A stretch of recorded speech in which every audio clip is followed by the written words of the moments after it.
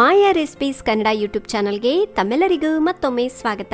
ಇವತ್ತಿನ ನಮ್ಮ ರೆಸಿಪೀಸ್ ನಲ್ಲಿ ತುಂಬಾ ಈಸಿಯಾಗಿ ಟೇಸ್ಟಿ ಆಗಿರುವಂತ ಪನ್ನೀರ್ ಫ್ರೈಡ್ ರೈಸ್ ಯಾವ ರೀತಿ ಮಾಡೋದು ಅಂತ ನೋಡೋಣ.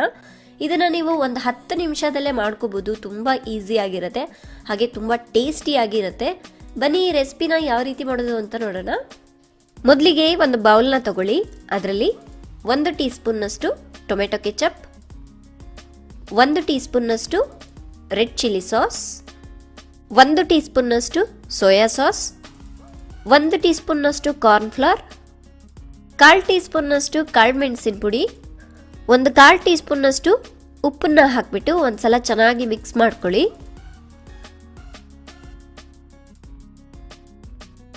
ಇವಾಗ ಇದರಲ್ಲಿ ಪನ್ನೀರ್ ಪೀಸಸ್ನ ಹಾಕಿ, ನಾನಿಲ್ಲಿ ಒಂದು 200 ಗ್ರಾಮ್ನಷ್ಟು ಪನ್ನೀರ್ನ ತಗೊಂಡಿದ್ದೀನಿ. ನೋಡಿ, ಇದನ್ನ ಚೆನ್ನಾಗಿ ಮಿಕ್ಸ್ ಮಾಡ್ಕೋಬೇಕು. ಈ ಸಾಸ್ಗಳಲ್ಲಿ ಚೆನ್ನಾಗಿ ಹೊಂದ್ಕೊಳ್ಳೋ ರೀತಿಯಾಗಿ ಮಿಕ್ಸ್ ಮಾಡ್ಕೊಳ್ಳಿ. ಇವಾಗ ಒಂದು ಪ್ಯಾನ್ನ ಹೀಟ್ ಮಾಡಿ ಅದಕ್ಕೆ 1 ಟೇಬಲ್ ಸ್ಪೂನ್ನಷ್ಟು ಎಣ್ಣೆನ ಹಾಕಿ, ಎಣ್ಣೆ ಕಾದ ನಂತರ ಈ ಪನ್ನೀರ್ ಪೀಸಸ್ನೆಲ್ಲ ಹಾಕಿಬಿಟ್ಟು ಮೀಡಿಯಂ ಫ್ಲೇಮ್ನಲ್ಲಿ ಚೆನ್ನಾಗಿ ಫ್ರೈ ಮಾಡ್ಕೋಬೇಕು. ಈ ಪನ್ನೀರ್ ಪೀಸಸ್ ಎಲ್ಲ ಕಡೆ ಚೆನ್ನಾಗಿ ಕೆಂಪಗಾಗೋವರೆಗೂ ಫ್ರೈ ಮಾಡ್ಕೊಳ್ಳಿ. 1-2 ನಿಮಿಷ ಫ್ರೈ ಮಾಡ್ಕೊಂಡ್ರೆ ಸಾಕು. ನೋಡಿ, ಈ ರೀತಿ ಮಧ್ಯ ಮಧ್ಯ ಮಿಕ್ಸ್ ಮಾಡ್ಕೋತಾ ಇರಿ. ನೋಡಿ, ಇಷ್ಟು ಫ್ರೈ ಮಾಡ್ಕೊಂಡ್ರೆ ಸಾಕು. ಇವಾಗ ಈ ಪ್ಯಾನ್ನ ಇಳಿಸ್ಬಿಟ್ಟು ಪಕ್ಕಕ್ಕಿಡಿ. ಇನ್ನೊಂದು ಪ್ಯಾನ್ನ ಹೀಟ್ ಮಾಡ್ಕೊಳ್ಳಿ.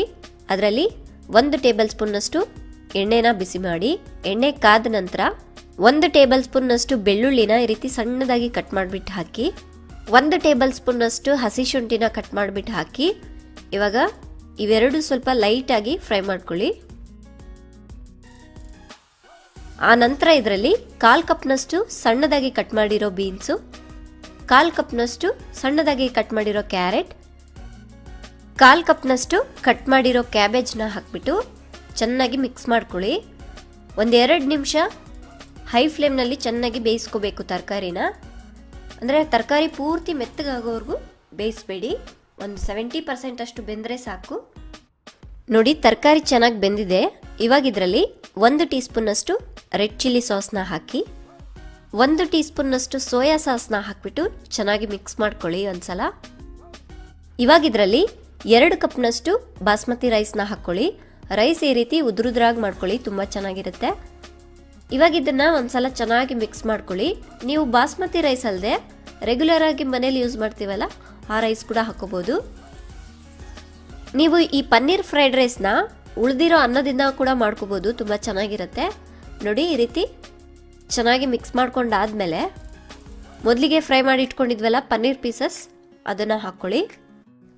ರುಚಿಗೆ ತಕ್ಕಷ್ಟು ಉಪ್ಪು, 1 ಟೇಬಲ್ ಸ್ಪೂನ್ನಷ್ಟು ಕಾಳುಮೆಣಸಿನ ಪುಡಿ, 1 ಟೇಬಲ್ ಸ್ಪೂನ್ನಷ್ಟು ಸ್ಪ್ರಿಂಗ್ ಆನಿಯನ್ಸ್ನ ಈ ರೀತಿ ಸಣ್ಣದಾಗಿ ಕಟ್ ಮಾಡಿಬಿಟ್ಟು ಹಾಕಿ, 2 ಟೇಬಲ್ ಸ್ಪೂನ್ನಷ್ಟು ಸ್ಪ್ರಿಂಗ್ ಆನಿಯನ್ ಲೀವ್ಸ್ನ ಕಟ್ ಮಾಡಿಬಿಟ್ಟು ಹಾಕಿ. ಈ ಸ್ಪ್ರಿಂಗ್ ಆನಿಯನ್ ಲೀವ್ಸ್ ಫ್ರೈಡ್ ರೈಸ್ಗೆಲ್ಲ ತುಂಬ ಚೆನ್ನಾಗಿರುತ್ತೆ ಟೇಸ್ಟ್. ಈಗ ಒಂದ್ಸಲ ಚೆನ್ನಾಗಿ ಮಿಕ್ಸ್ ಮಾಡ್ಕೊಳ್ಳಿ. ನಿಮಗೆ ಬರೀ ಫ್ರೈಡ್ ರೈಸ್ ಬೇಕು ಅಂದರೆ ಪನ್ನೀರ್ ಒಂದೇ ಸ್ಕಿಪ್ ಮಾಡಿ, ಫ್ರೈಡ್ ರೈಸ್ ಆಗಿಬಿಡತ್ತೆ. ನೋಡಿ, ಈ ರೀತಿ ಮಿಕ್ಸ್ ಮಾಡ್ಕೊಂಡಾದ್ಮೇಲೆ ಸ್ಟವ್ನ ಆಫ್ ಮಾಡ್ಕೊಳ್ಳಿ. ಬಿಸಿ ಬಿಸಿಯಾಗಿ ಸರ್ವ್ ಮಾಡಿ, ಸೂಪರ್ ಆಗಿರುತ್ತೆ. ಈ ಪನ್ನೀರ್ ಫ್ರೈಡ್ ರೈಸ್ ಮಕ್ಕಳಿಗೆ ದೊಡ್ಡವರಿಗಂತೂ ತುಂಬಾ ಇಷ್ಟ ಆಗುತ್ತೆ. ಸೊ ಮಿಸ್ ಮಾಡದೆ ಈ ರೆಸಿಪಿನ ಟ್ರೈ ಮಾಡಿ.